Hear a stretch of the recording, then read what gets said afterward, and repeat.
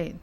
I always say, go with your first instinct. That is we used to say the God in you, but we'll say that's the Almighty moving within you. Well, and we all have it. It's not about whether it's there, it's whether you acknowledge it's there. But is it an acknowledgement, or is it more of whether you trust it? Well, in order to trust it, you have to acknowledge it first. That's very true. Can you turn my volume up? That's for real. That's for real.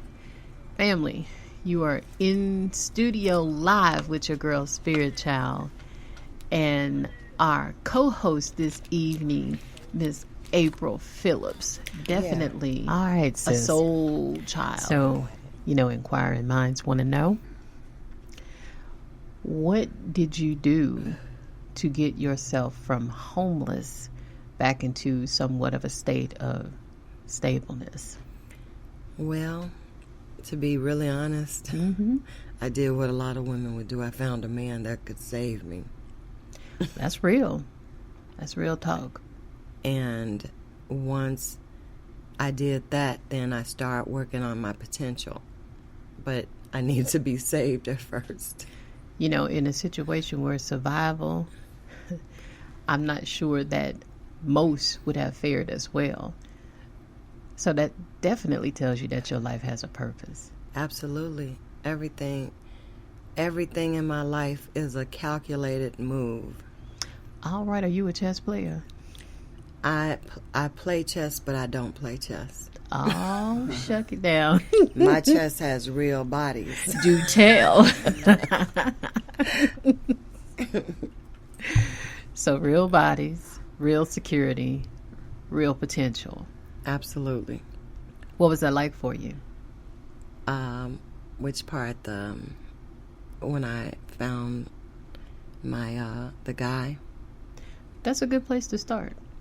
Well, he was 10 years older than I, and it wasn't an attraction, but it was a necessity for me.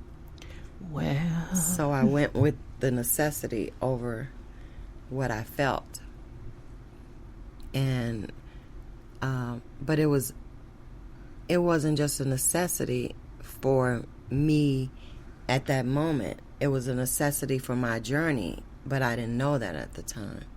But when I reflect back on it, I needed it because, all my children I have came from that. So, therefore, it was a necessity both ways. It was a two-way necessity. So you would say, or as I would say, everything is always in divine order. So this gentleman came into your life so that you could bring forth your babies? So I could bring forth my babies, but also so that I could birth myself. Oh, right then. And I think that's a story in of itself as well. Yeah, because I was hidden. I had been so camouflaged by my experiences that myself was not there. So I needed that too, as a big reveal for who I am. So what was the big reveal?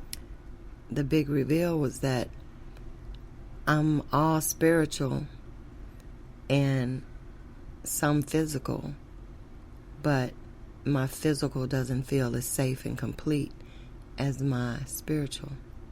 My spiritual is what shines and what stands out and what makes people think they're seeing something physical, but it's all spiritual. I like that. That's a good analogy. That I think we talked about this, and maybe it wasn't me and you, but maybe in another set. Was this the part of your life where you go into the cocoon and come out as the beautiful butterfly? I did. I was not only in a cocoon. I was in a cocoon I couldn't get out of. Oh, And it took me 9 years to become a butterfly. Well, everything in due time. So let's go down this 9 years.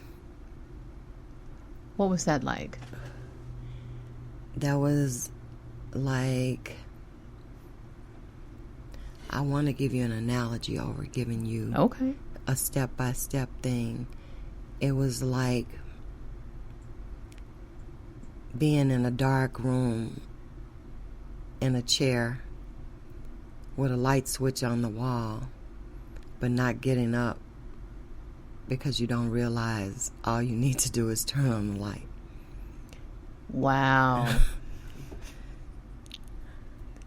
So what was the revelation for you? The revelation was, get up and turn the light on. Say, it wasn't nothing too deep. That you have the power, that nothing can keep you confined or trapped but yourself. And that if you don't search and analyze, that you'll never find the light, that you'll be stuck in that chair thinking you're trapped. But you're not trapped. You trap yourself. Right. So when do you think it became apparent to you? Or did you have an epiphany? I had an epiphany when I was 25. That was the 9 years. This was so this was part of the 9 years at 25. That was the epiphany. The epiphany, I'm telling you, I had anxiety that if I succeeded, I would die. That's how trapped I was. That I couldn't move. That a movement towards anything greater than where I was at would be a trap of death. So it was that if it don't feel right, take flight. And it was almost literally, I would have dreams of airplanes crashing. Wow. All the time. And the airplanes crashing was not real airplanes. It was me. That if I tried to fly, that I could never fly. I would crash. That was me holding myself in a dormant state, stagnant. And you know, when you're stagnant, everything around you stinks. Like shit. Mm-hmm. Absolutely. So in this cocoon, in these 9 years, do you think it was more of a self-imposed prison, or was there some external factors that built up these walls? It was a fear-based prison. It was the fear of everything that had happened, and knowing that that for me, that's all there was. That there was nothing else for me. That no matter what, I would still be susceptible to those same things that had happened. So my safe place was feeling, okay, I'm in a place now where nobody's harming me, so I'm good. There's nowhere else to go but safe. But sometimes safe is also a prison. Right. It's kind of like the Stockholm Syndrome, where the victim starts to empathize. Yeah. But my abuser was the abuse. Now that's deep.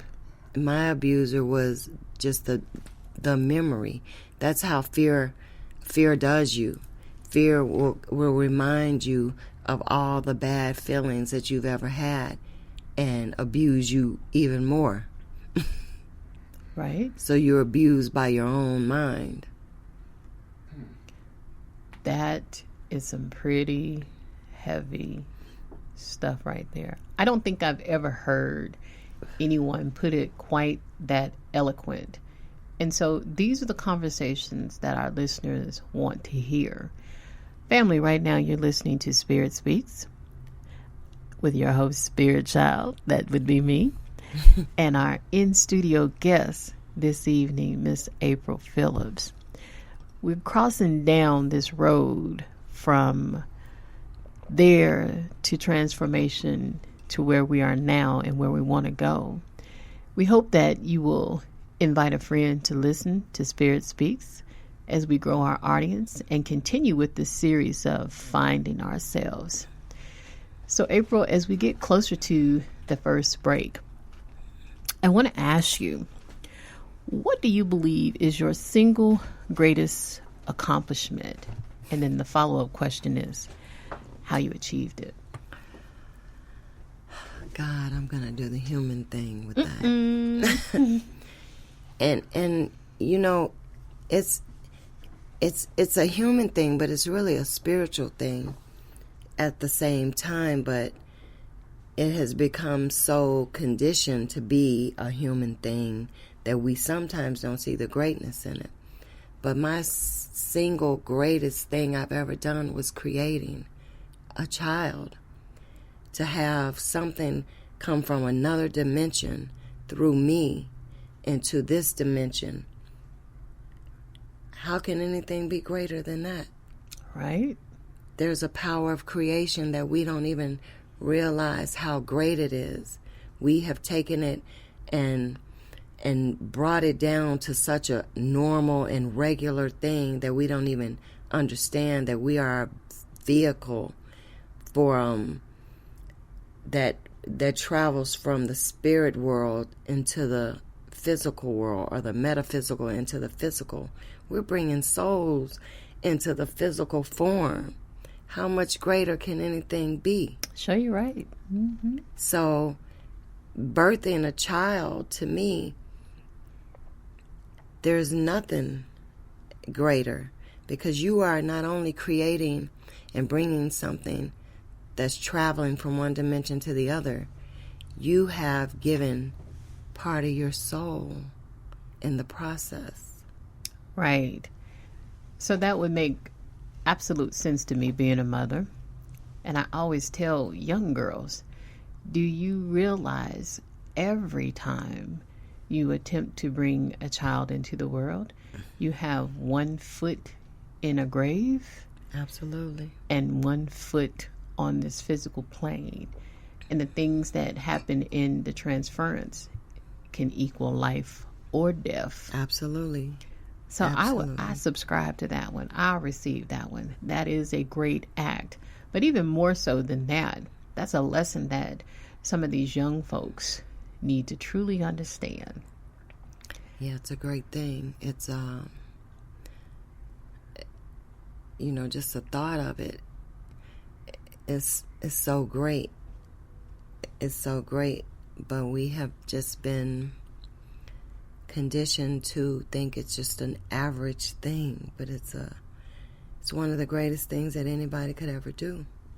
And to think that as a woman, you're entrusted with a deed that is responsible for all of life existing on a plane. How much greater can anything be? Right. You have such a responsibility on you as a woman that I don't care, in your greatest dreams and in your greatest thoughts, you can never imagine it if you've never experienced it. Right. So I know you. So that conversation that often comes about from those who don't have children, when they tell you how to bring yours up. Have you had that conversation before? I've had conversations with people on how they think children should be raised. I think that I have such a presence that people don't try me like that. And I would believe that. But it's not unheard of to me. But I understand humanology better than a lot of people. Uh-oh, I like that word. I'm going to write that one down too. Humanology. Yes. And, when you get to a place in your life where you know yourself, Mm-hmm. you start to see how reflection really works. And when people give you advice, you can't be offended or take it personal, because a lot of times people are reflecting